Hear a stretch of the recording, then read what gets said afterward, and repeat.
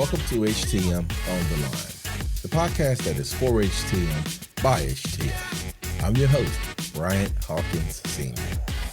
This week's episode, we will be answering a question a lot of new technicians that come into the HTM industry have.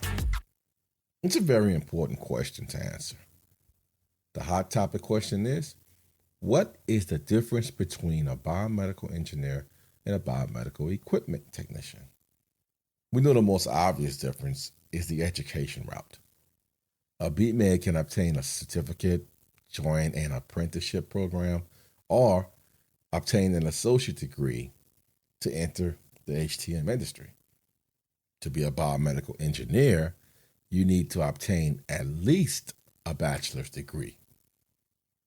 Before we can compare, let's first explain in detail what it takes to become a biomedical engineer. The biomedical engineer is an evolving discipline in the engineering field that works directly with engineers, physicians, and scientists to provide interdisciplinary insight into the medical and biological problems. Take, for example, the biomedical engineer program at Columbia University.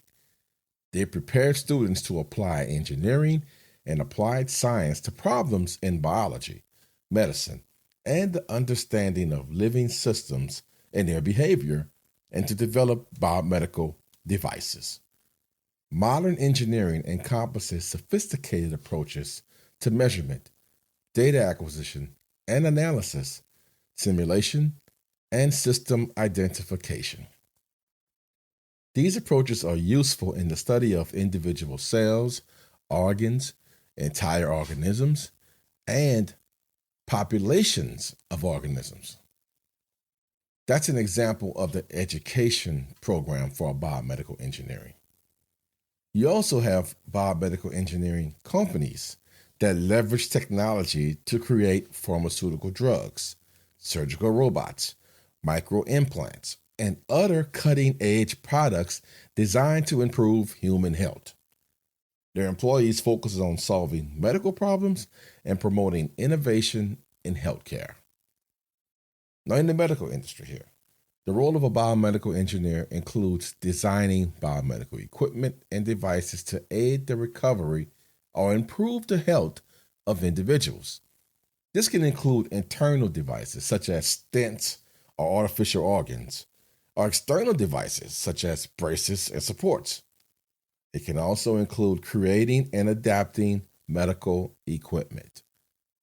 It's a role that requires excellent knowledge of computing, biology, and engineering, an inventive nature, and good problem-solving skills. Now, when COVID-19 was at its highest peak, biomedical engineers from a range of different industry backgrounds had to put their normal tasks to one side to build ventilators and PPE, personal protection equipment, to help the NHS care for the increasing number of patients in ICU units with COVID-19. They were using their ingenuity to make the items that were so desperately needed. Many were using reverse engineering techniques to help them to deconstruct items and their parts to help them better understand the makeup of the equipment and the optimal methods needed to recreate them. This process would normally take many months, but due to COVID-19 threat to humankind, the challenge was shortening this time frame as much as possible. Items was needed within days or weeks, so they were working to safely speed up the production and test process to ensure that equipment is distributed quickly while still meeting high health and safety requirements such as sterilization measures set out by the Medicines and Healthcare Products Regulatory Agency. Biomedical engineers was taking advantage of the processes used in manufacturing products with 3D printing. This was a useful tool for engineers as it allowed them to make copies of precise items several times over. In response to the COVID-19 outbreak, many small companies or individuals with access to 3D printers were doing their part to produce additional face masks and visors for healthcare workers and those working near other people. Then we have big name companies like Airbus, Apple, Babcock, Dyson, Mercedes Formula One, and Tesla that are currently helping bridge the gap in supply, and some are following specifications provided by the government to make the process as efficient as possible. This pandemic has helped to highlight the impact that biomedical engineering can have on people's lives. I'll share a quote with you from Ian Chell, a medical device electrical safety expert from the UK. Ian mentions, the recent COVID-19 events will change the face of biomedical engineering. Now, when you tell people you are learning about biomedical engineering, everybody will be able to relate to what you do as you fix the life-saving ventilators. Biomedical engineering has suddenly become the most important engineering discipline in the world. Biomedical engineers focus on advances in technology and medicine to develop new devices and equipment for improving human health.